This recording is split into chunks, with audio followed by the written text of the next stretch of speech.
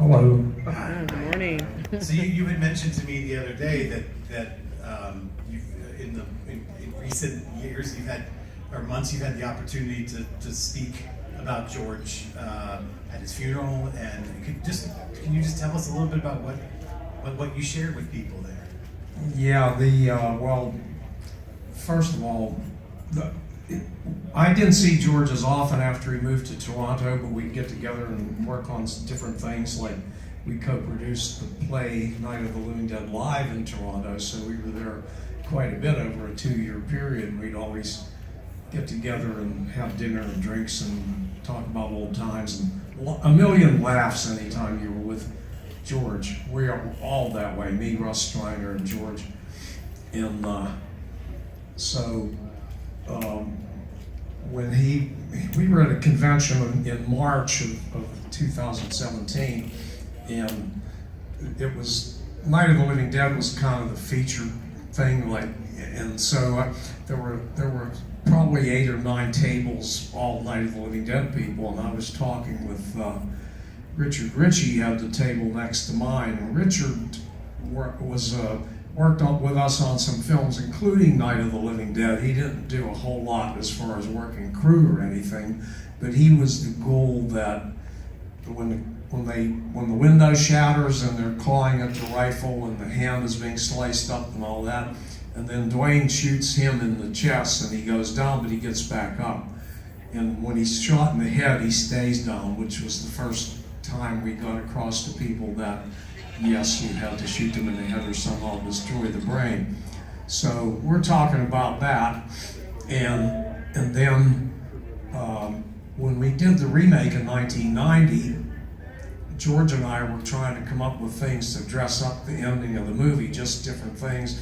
I suggested we ought to have one of the ghouls in a hospital gown with an IV hanging out of his arm. So I'd go over to the special effects guys and see if you can dummy somebody up like that, and they'd do it. And then I said, well, Marilyn Eastman, you might not know that Marilyn Eastman in a different makeup in Night of the Living Dead, she was a ghoul that eats an insect off of a tree. So I said, to George, Marilyn ate this insect in the original film. We ought to have one of them eat a mouse maybe. He said, see if the special effects guys can make a mouse. So I went over there and yeah, we can make a mouse. So Richard and I are talking about this, and Richard's kind of strange. He's kind of very intense, super intense and spacey. And he said, well, it was really a funny thing, a strange thing to have that little fuzzy, that hairy creature in my mouth. And I said, you ought to be glad we didn't cram a gerbil up your ass. So everybody's cracking up over that. And George used to always, when he'd see me, he'd always say, Jack, tell me something funny. Tell me something funny. Tell me a joke, and I would. And he'd look forward to my jokes. So he was out in the lobby area with about 6 tables full of his stuff, and he usually had lines going out the door. And I said, I'm going to go see if George doesn't have any lines in front of him right now, I'm going to tell him what I just said. And so I went and sat with him, and I saw he looked so frail and weak. But I told him that, and he did crack up over it. And then he told me, so they found things in my lungs, and I have to have a biopsy and a CAT scan. And so I knew right then, it's not good. And I was glad I made him laugh the last time I saw him alive. And then, so not too long after that, when he died, we went, Russ and Rob Lucas and I went to his funeral in Toronto, and about 25 people spoke there. One after another, people would get up and speak. I think I was about the 5th or 6th, whatever. And since it was Toronto, a lot of people in the States know the story of how we met, which is kind of funny. But I figured since it's Toronto, and a lot of those people might not have ever heard it before, so I told them. And well, what happened was that George and Russ and I have been friends since we were 18 years old. And Rudy Ritchie, a friend of mine from my old hometown, enrolled at Carnegie Tech, which is now Carnegie Mellon. He was a fine arts major. And so was George. And so they met their first day on campus. And because Ritchie and Romero close together alphabetically, and they're wearing their freshman beanies, you know. And I was at West Virginia University, English education major. And Rudy called me up and said, I met this great guy my first day on campus, and we both threw away our freshman beanies. And he said, this guy's name is George Romero. He said, we're supposed to be drawing the nude model. He's drawing scenes from Ben-Hur, and he's going to paint Ben-Hur on my bathroom, in my bedroom, on the walls of my bedroom, and my mother's going to let him do it. So I thought, well, this is great. And I come home from for a break, Christmas break, and we drove over to George's apartment in the Oakland section of Pittsburgh, where all the colleges are. Rudy honked the horn, and George came down to the street, and he's wearing a big sombrero, 2 bandoleros, crisscross bandoleros of ammunition, 2 pistolas, and a big drooping black mustache. And he gets in the car. We didn't make any comments about it. But we went to a Dairy Queen to get ice cream, and the girls slammed the window shut and wouldn't wait on us. So we just thought, that's how we were, you know. I always searched out the intelligent but wacky and zany people.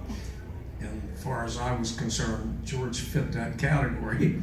And so now the reason he was dressed like that, Rudy said, you should have seen him last week. He was covered head to toe in tinfoil. And there was some kind of metallic creature in the earth. The Earth Stood Still, or one of those 50s horror films. And so he was dressed like the creature in that movie. And the reason he was dressed with the sombrero and all that stuff is because another of his favorite movies, and it's a fabulous movie, Viva Zapata, with Marlon Brando. And John Steinbeck wrote the screenplay, and it's just a great movie. So that was one of his favorite movies, so he was dressed like one of Zapata's troops, you know, guerrilla troops. And so then I think the next week, Russ Striner was in a play at the Pittsburgh Playhouse, which is actually a very good acting school and community playhouse. A lot of noted people came from there, like Shirley Jones, Charles Grodin, Jack Klugman, Frank Gorshin. You know, it's not just a ticky-tacky kind of place. It's a very good school. And so Russ was in his play, but he only had one line, and it was they were soldiers lined up in front of a general, and Russ is one of the soldiers, and they're talking about this kind of camp follower woman or whatever. And Russ's line was, "Well, she's a whore, sir." And that was the line. And, you know, in those days, it cracked people up. So that's when I met Russ, and George met Russ. And now we all three knew each other, and we ended up together, you know, in a film company that Russ and George formed when I went into the Army. They were forming this company called The Latent Image. So anyway, so in Toronto, I told the story, and about George in the Viva Zapata, and they applauded. And then I said, "Well, do you want to hear more stuff?" And so I told them some more things. And then they said I was the best speaker of them all, which was okay, you know. I mean, when I first got there, I didn't think I was going to cry, because I was used to what was going to happen, you know. And then I did. I just broke down. And Rob Lucas, my friend, he produced the Night of the Living Dead 40th anniversary documentary, and he was my co-director on my new movie, My Uncle John is a Zombie, and Rob's patting me on the back. But when I got up to speak, I was okay. I didn't. But when I got in there and I saw all these photos from the old days, and they had this huge photo of George taken from behind, and he's at the editing table. He's like this, with rewinds, and we never even had a moviola. Night of the Living Dead, and every film we made, hundreds of films, TV commercials, industrial films, never even had a moviola. It was all done with a 4-inch screen on a movie scope and rewinds and sound reader. And George had this uncanny ability to use those rewinds in such a way that the sound would play at the right speed. It's really hard because it changes because the two reels are different sizes because one's spooning onto the other. That's why I say it's uncanny. And I saw that shot, among other things. I saw that. And he'd have film hanging out his ears and his mouth and all over the editing room floor, and he would always lose things. You know, like clients would be coming over to see the edit of their TV spot or wherever it was, and we'd all be on our hands and knees crawling through film that was like a ticker tape parade all over the damn place. And we'd be lucky to find the damn thing just before they got there and put it up on the projector. And so, well, we had a million laughs in that place, and eventually we all learned the business from scratch, and we were totally zealous about what we wanted to do, which was to become feature filmmakers. You know, and this commercial stuff was a stepping stone. We would go for weeks without pay or very little pay and sleep on the studio floor, and sometimes be awake for 4 days, editing something, driving to Washington, D.C., shooting all day, driving down to West Virginia to shoot something else, you know, with no sleep at all.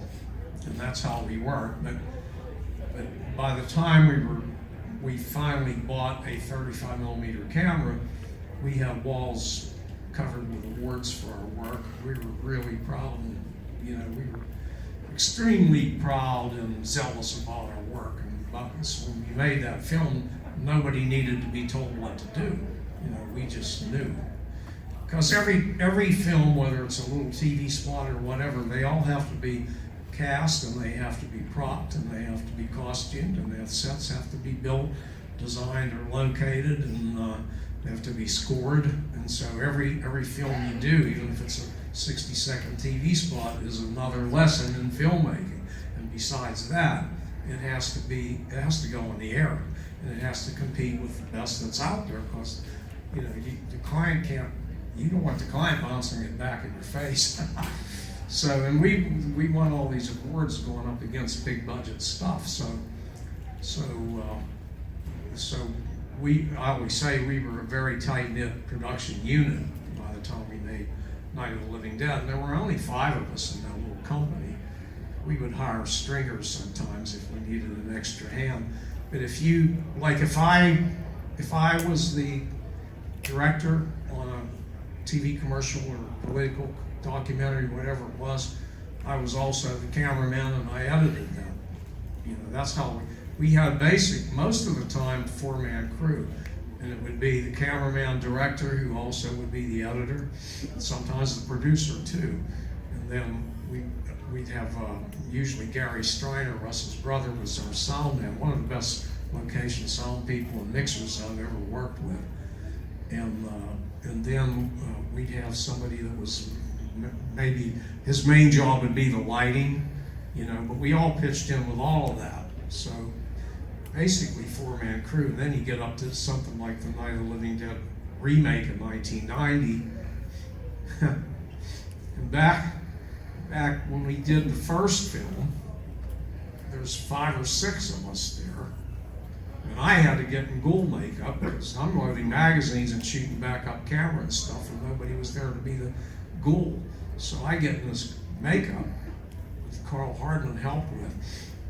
And then Heinzman showed up, and he had a black suit, and he was very, very skinny at that point. Good, you be the ghoul, I'll keep loading magazines. So later I had to get in that same makeup and be the ghoul that got the tire out in the head, you know, again, because nobody was around. We were shooting 3, 4 in the morning. But again, everybody knew what in the hell to do, and we pulled it off, you know. So now 1990, we're doing the remake, and once again, the first scene being shot is a cemetery scene. And Savini is directing, and George and I are standing there watching everything. We got 110 people working on this film, and we're looking at each other and laughing because the same scene that we shot in 1968, now it's the same scene, but it ain't as good. You know, and one of the things is that special effects people, I don't know if there are any sitting in here, but they have a tendency to think that their special effects are the star of the movie, and they're not. You know, they're supposed to enhance the movie, and they're supposed to be correct, but the movie is the movie, the plot and the characters and the theme and everything else. And so one of the things they did, and they're very good too. I mean, the guys we had, John Village and Everett Burrell and Jerry Girdley, they're all good guys, but they, in the original movie, if Barbara kicks the ghoul in the head or whatever she does, it's done with cuts and acting. You know, there's such a thing as acting. And so they thought, well, we'll make a cast of Patty Tallman's leg, and she'll be able to kick the ghoul in the face for real because it's a rubber leg, you know. Well, it didn't bend. You know, so in the end, and I've had this happen a whole bunch of times where you get undone by people's zeal for their special effects. So anyway, well, we got about 10 minutes. Do you guys have any questions?